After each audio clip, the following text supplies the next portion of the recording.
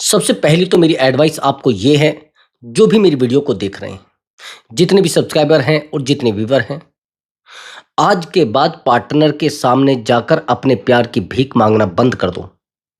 नहीं तो आपका रिश्ता आपको पता नहीं लगेगा कब खत्म हो गया। आपको पता नहीं लगेगा कि आपकी वैल्यू आपके पार्टनर की नज़रों में कब कम हो जाएगी।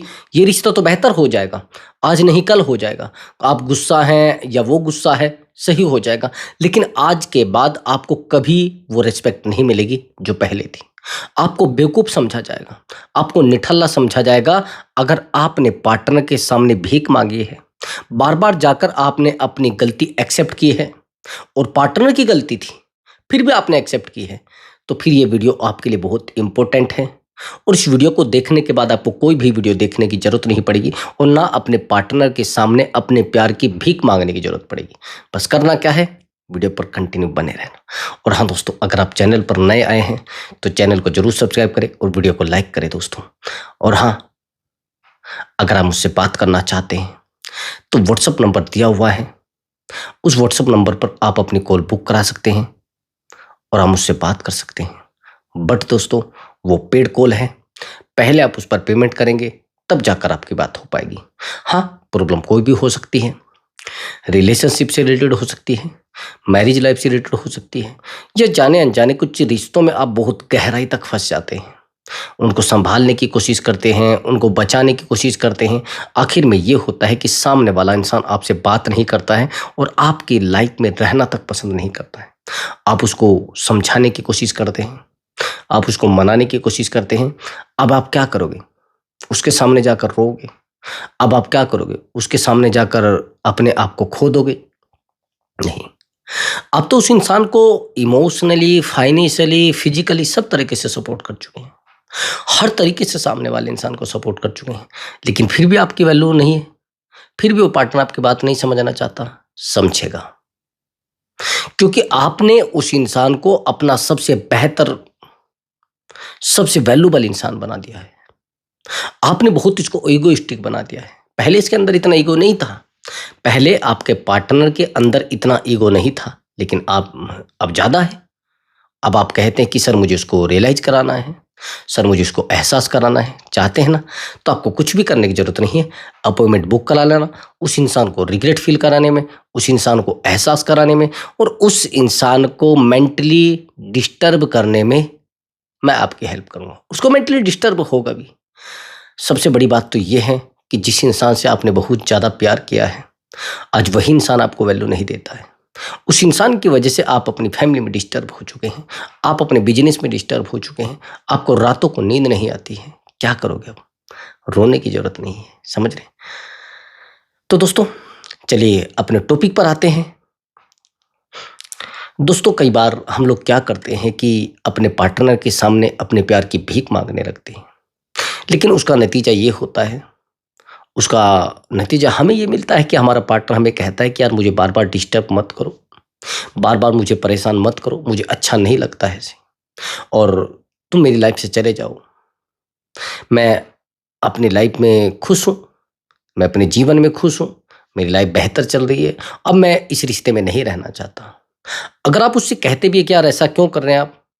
तो कहता है कि यार मेरी एजुकेशन का सवाल है, मेरी फैमिली का सवाल है, मैं नहीं इन चीज़ों में पड़ना चाहता। लेकिन मामला दूसरा होता है जब आपको पता लगता है कि उस रिश्ते में एक थर्ड पार्टी है, एक तीसरा इंसान है, तो तब आपके पैरों नीचे से ज़मीन खिसकती है। फिर आप कहते हैं कि सर मैं क्या करूँ? सर मैं कहाँ जाऊँ? मैं तो नहीं रह पा रहा हूँ उसके बिना।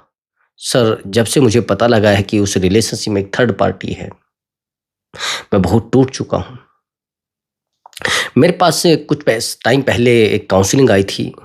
ये जो बंदा है एक बिजनेसमैन है, लाइफ में सब कुछ बेहतर चल रहा था, रिलेशनशिप बहुत बेहतर था और मैरिड लाइफ बहुत बेहतर थी। इस बंदे की एज थी लगभग 45।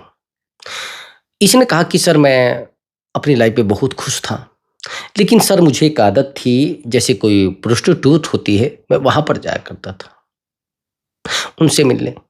तो मेरे पास एक प्रोस्टिट्यूट आती है, वो कहती कि मैं बहुत मजबूर हूँ और मैं ये जो काम कर रही हूँ ये मैं मजबूरी में कर रही हूँ, और मेरी ज़िंदगी में कुछ सही नहीं चल रहा है। मैं फैमिली से बहुत परेशान हूँ, इसलिए मुझे ये काम करना पड़ रहा है। तो मैंने कहा कि आज के बाद इस काम को आप मत करना। तो उसने कहा तो मेरा खर्चा कैसे चलेगा?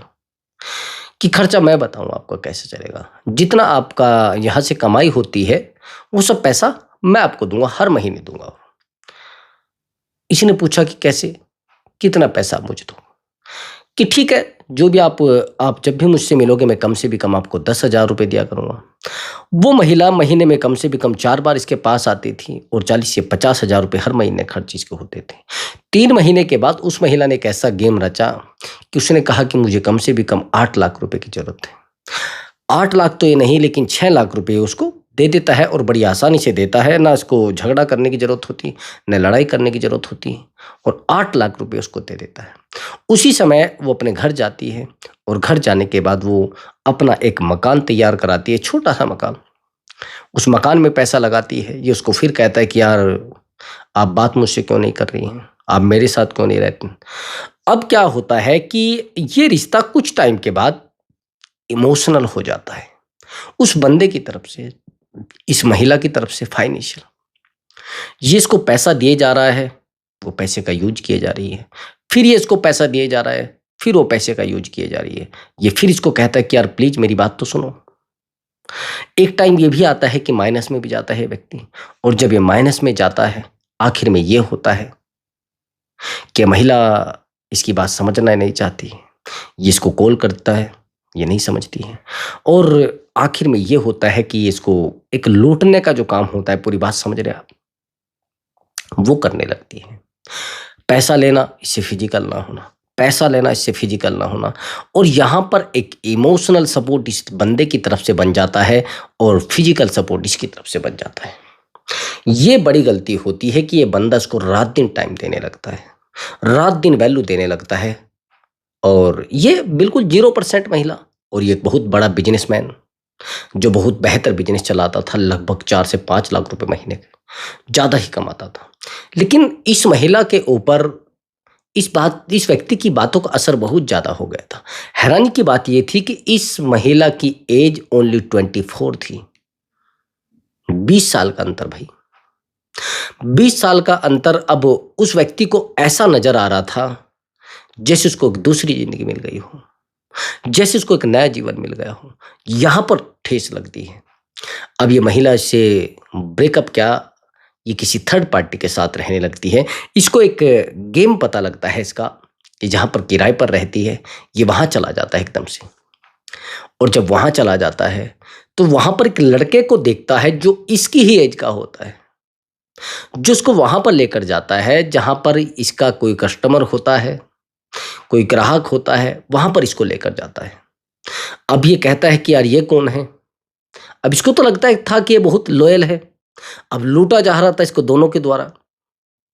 इसको तो लगता था ना कि बहुत लॉयल है और मजबूरी में यहाँ पर आई है। लेकिन इसको जब पता लगता है कि ये अपने पति को छोड़कर इस लड़के की वजह से आई है, इस नाकारा लड़के की वजह से आई है, जो बहुत रोता है, बहुत परेशान होता है, और ये मुझे कॉल करता है, मुझे कहता है कि सर मेरे साथ बहुत गलत हुआ है। अब इसमें कैसे कहोगे कि आप इसके साथ गलत हुआ है, या इसने उसके साथ गलत किया है, या उसकी मजबूरी थी, या इसकी मजबूरी थी? देखिए, इसमें कोई कहने वाली बात नहीं है। एक्स्ट्रा मैरिटल में ये चीज़ें होती हैं। सामने वाला इंसान आपके साथ आता है, वो कुछ टाइम के लिए, अपनी लाइफ को चलाने के लिए, परमानेंट नहीं रहने के लिए आता। ये बात मेरी कान खोल के सुन लेना आप। एक्स्ट्रा मैरिटल में अगर कोई महिला आपके साथ रह रही है, या फिर कोई पुरुष आपके साथ रहे, वो कभी परमानेंट के लिए नहीं आता। आप समझ लीजिए मेरी बात को। एक एज जब तक रहेगी वो आपके साथ रहेगा, लेकिन जैसे ही वो एज खत्म होगी, वो अपनी फैमिली में चला जाएगा, अपनी फैमिली को टाइम देने लग जाएगा। तो यही होता है। अब ये कहने लगता है कि सर कैसे भी करके मुझे इसको रिग्रेट फील कराना है, इसको एहसास कराना है। मैं चाहता हूँ सर, मैंने तो उसको सच्चा प्यार किया है, और सर अब मुझे इसी के बिना नहीं रहा जाता। ये मुझे इग्नोर करती है। मैं इसके सामने अपने प्यार की भीख मांग चुका हूँ सर। मैं इसके सामने घुटने टेक कर अपना माथा रगड़ चुका हूँ सर। आज ये मेरी बात तक नहीं सुनना चाहती, ये मेरा कॉल तक रिसीव नहीं करना चाहती। सर मेरे पास 100-100 कॉल लोग करते हैं, मुझसे अपॉइंटमेंट लेते हैं बात करने के लिए, लेकिन सर ये मुझसे बात तक नहीं करना चाहती। जब दोस्तों आप किसी से अपने प्यार की भीख मांग लेते हैं, तो फिर उस इंसान की नज़रों में आप अपनी इज्जत खो देते हैं। उस इंसान की नज़रों में आप अपनी वैल्यू खो देते हैं। उसको कभी भी वैल्यू आप उसको रियलाइज़ नहीं करा सकते। अब मैंने कहा कि आज के बाद आप इस महिला को कॉल नहीं करेंगे। इसने कहा सर वो भाग जाएगी। मैंने कहा नहीं, वो आपसे फाइनेंशियल कनेक्ट है, वो कभी भाग ही नहीं सकती। इसने कहा सर इसका क्या मतलब है? मैंने कहा उसको पैसा चाहिए भाई। इसने कहा हाँ सर पैसा तो चाहिए। हाँ सर पैसे के लिए तो मुझे 10-5 दिन में कॉल करती रहती है। मैंने कहा उसको पैसा चाहिए और आपको फिजिकल चाहिए, लेकिन अब की बार आपको फिजिकली नीड महसूस नहीं करानी है। उसने कहा सर मैं तो इमोशनल हो गया उससे। आप इमोशनल हो गए हैं या फिजिकल हो गए हैं, आपको उसको ना तो अपनी इमोशनल नीड महसूस करानी है और ना आपको उसको फिजिकल नीड महसूस करानी है। उसके दिमाग में ये है कि ये तो पूरे तरीके से डिपेंड हो चुका है मेरे ऊपर। मेरी बात को थोड़ा ध्यान से सुनना दोस्त। जब हम किसी इंसान के ऊपर डिपेंड हो जाते हैं, असली खेल तब शुरू होता है। असली गेम तब शुरू होता है जब हम किसी इंसान के ऊपर डिपेंड हो जाते हैं और ये बात उस इंसान को पता लग जाती है कि ये हमारे ऊपर पूरे तरीके से डिपेंड हो चुका है। फिर अच्छी असली गेम की शुरुआत होती है। फिर वो हमारे साथ वो गेम खेलता है जिस गेम की कभी हमें उम्मीद नहीं होती है, जिस गेम की हमें कभी अपेक्षा नहीं होती है, वो गेम हमारे साथ खेलता है। फिर हम उसको कहते हैं कि यार ऐसा क्यों कर रहे हैं आप? उसको हमारे रोने पर दर्द नहीं होता है, हमारे अकेले होने पर दर्द नहीं होता, कोई दर्द नहीं होता है। अब जैसे ही उस महिला को पता लगता है कि मेरे ऊपर डिपेंड है, वो इसको ना तो कॉल करती है, ना मैसेज करती है। मैंने कहा कि आप इमोशनली स्ट्रांग हो जाओ और आज के बाद आप मेरा दिमाग यूज़ करना, अपना दिमाग यूज़ नहीं करना। आप अपने दिमाग को साइड में रख दो। इसने कहा ठीक है सर, मैं साइड में रख देता हूँ। ये हुआ। अब ये इंसान उसको कॉल करना बंद कर देता है। अब 5 दिन के बाद जब उसका कॉल आता है, मैंने कहा अभी कॉल मत उठाना। ये कॉल कितनी भी करे आप कॉल रिसीव नहीं करोगे।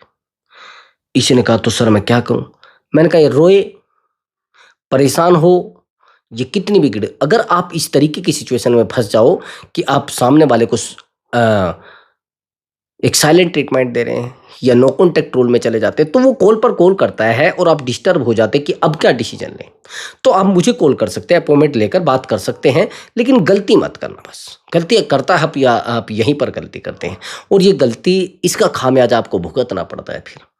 फिर आप कहते हैं कि सर मैं क्या करूं, मैं तो बड़ा डिस्टर्ब हो चुका हूं, मैं कहाँ जाऊं सर, मैं तो बड़ा परेशान हो चुका हूं। अब क्या होता है कि वो इसको फिर कॉल करती है। भाई इसको तो नीड थी, अब वो पैसा जितना आता था वो खर्च कर लेती थी। उसको बहुत ज़्यादा फाइनेंशियल नीड होने लगी और फाइनेंशियल वीक तो थी वो। अब इसको कहती है कि अब मैसेज करने लगती है। मैंने कहा मैसेज भी मत देखो। फिर मैसेज करती है। मैंने कहा फिर मैसेज मत देखो, चाहे वो कितने भी कॉल करे, कितने भी मैसेज करे, लेकिन आप मैसेज सीन नहीं करोगे। इसने कहा सर कहीं चली ना जाए। मैंने कहा नहीं, उसको पैसे की ज़रूरत है। पैसे की जिसको ज़रूरत होती है वह कैसे चला जाएगा भाई? अगर आपको कहीं से हर सप्ताह 10,000 मिलने लग जाए, अब तो उसको 20-20 कॉल करोगे, अब तो उसको 50-50 कॉल करोगे। तो वही ज़रूरत उसकी थी, वो भी इसको बार-बार कॉल कर रही थी। फिर कॉल किया, फिर मैसेज किया, अब वो इसको वॉइस मैसेज करने लगी।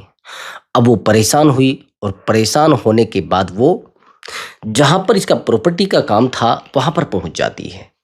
और ज़्यादातर आपने देखा होगा इस प्रकार के रिलेशनशिप एक बिज़नेसमैन के साथ ज़्यादा बनते हैं। अब बिज़नेसमैन तो बेचारा थोड़ा पोलाइट नेचर का होता है, उससे कोई पैसा चाहिए, उसको लगता है कि पैसे से हम रिश्ते को बना लेंगे, लेकिन उसको पता नहीं होता है कि जिस आदमी को वो, जिस महिला को कुछ टाइम के लिए बंदरिया की तरह नचा रहा ना, कुछ टाइम के बाद वो बंदर की तरह उसे नचाएगी, उसको पता नहीं होता है। अब जैसे ही सामने वाले के ऊपर ये डिपेंड होता है तो फिर वो गेम खेलती है, फिर मस्ती खत्म। अब कॉल पर कॉल, जब मैसेज पर मैसेज, फिर वॉइस मैसेज होने लगे। और मैंने बताया कि वो फिर इसके वहां पर पहुंच गई जहां पर इसका ऑफिस था। ऑफिस पर आने के बाद ये कहती है कि यार ऐसा मत करिए, रिश्ते को आप रखना चाहते हैं, नहीं रखना चाहते, कोई मुश्किल नहीं, लेकिन आप मेरी कॉल तो रिसीव करिए। इसलिए का मेरे पास टाइम नहीं होता और मैं बिजी हूं बहुत ज्यादा। जब ये बात कही जाती है, उस महिला के पैरों नीचे से जमीन खिसक जाती है कि मैं बिजी हूं। जो बंदा मेरे सामने कल रो रहा था, 4 दिन पहले रो रहा था, और आज वो मुझे कहता है कि मैं बिजी हूं, उसकी आंखें खुली की खुली रह जाती। अब ये कहता है कि मेरे पास सर ये बहुत, तो मुझे कह रही है कि नहीं मेरे साथ चलो, मुझे टाइम नहीं है और मेरे पास टाइम नहीं होता है। अब कॉल मैसेज जरूरी नहीं है, परेशान होना जरूरी नहीं है। और देखिए एक बात मैं और आपको बता देता हूं, रिश्ता तो ये बन जाता है, लेकिन ये व्यक्ति दोबारा वही गलती कर देता है जिससे मैंने इसको रोका था। ये आती है अपना फाइनेंशियल सपोर्ट के लिए, पैसा फिर लेने लगती है, फिर मस्ती करने लगती है, फिर जाती है, फिर आती है, लेकिन थर्ड पार्टी नहीं निकालती। अब ये व्यक्ति फोन करता है मेरे पास 20 दिन के बाद, और ये कहता है कि सर कैसी भी करके मैं इसको रिग्रेट फील कराना चाहता हूँ। अब की बात मैं अब की बार आपकी बात जरूर मानूंगा सर, अब की बार मुझे एक बार मौका और दे दीजिए, मैं अब की बार आपकी बात जरूर मानूंगा और इसको मैं रिग्रेट फील कराना चाहता हूँ। इसको रिग्रेट फील हुआ, फिर वही प्रोसेस, फिर बार बार वही, फिर बार बार कॉल की। अब की बार मैंने कहा जब तक ये आपके पैरों में ना गिर जाए, जब तक ये थर्ड पार्टी को ना निकाले, मैंने कहा पहले तो आप इसका नंबर चेंज कराओ। पहले ये महिला इसके हाथ में मोबाइल तक नहीं देती थी। हैरानी की बात, इतना इमोशनल अटैचमेंट हो गया कि इस महिला ने अपना नंबर तक बंद कर दिया और थर्ड पार्टी को निकाला, इसको रूम दूसरा दिलवाया गया। अब रिश्ता बेहतर चल रहा है, बहुत बेहतर, सुकून के साथ। तो ऐसा अगर आपकी लाइफ में हो जाए तो ये तरीके सब अपना लेना। पहले उसको एक साइलेंट ट्रीटमेंट देना, रिवर्स साइकोलॉजी भी वहां काम कर जाती है और वहां पर हैप्पीनेस भी काम कर जाती है। जिन रिश्तों को हम इमोशन से कंट्रोल नहीं कर पाते ना, उन रिश्तों को हम हैप्पीनेस से कंट्रोल कर लेते हैं। जिन रिश्तों को हम भावनाओं से कंट्रोल नहीं कर पाते, उन रिश्तों को हम खुशियों से कंट्रोल कर लेते हैं। मैंने आपको कई वीडियो में बताया है कि भाई देखिए, तड़पने वाले इंसान के साथ कोई नहीं रहना चाहता, बर्बाद व्यक्ति के साथ कोई नहीं रहना चाहता, और जो आदमी सारा दिन रोता है उसके साथ कोई नहीं रहना चाहता। हर आदमी दे प्यार, आप जानते हैं रोते हुए चेहरे से कोई प्यार करता है क्या? मेरा आपसे क्वेश्चन है, आप ये जो रात दिन रो रहे हैं ना, रात दिन आप उस इंसान के लिए तड़प रहे हैं। मेरा आपसे एक प्रश्न है कि क्या रोते हुए चेहरे से कोई प्यार करता है? रोते हुए चेहरे को कोई प्यार देता है? रोते हुए चेहरे के साथ कोई रहना चाहता है क्या?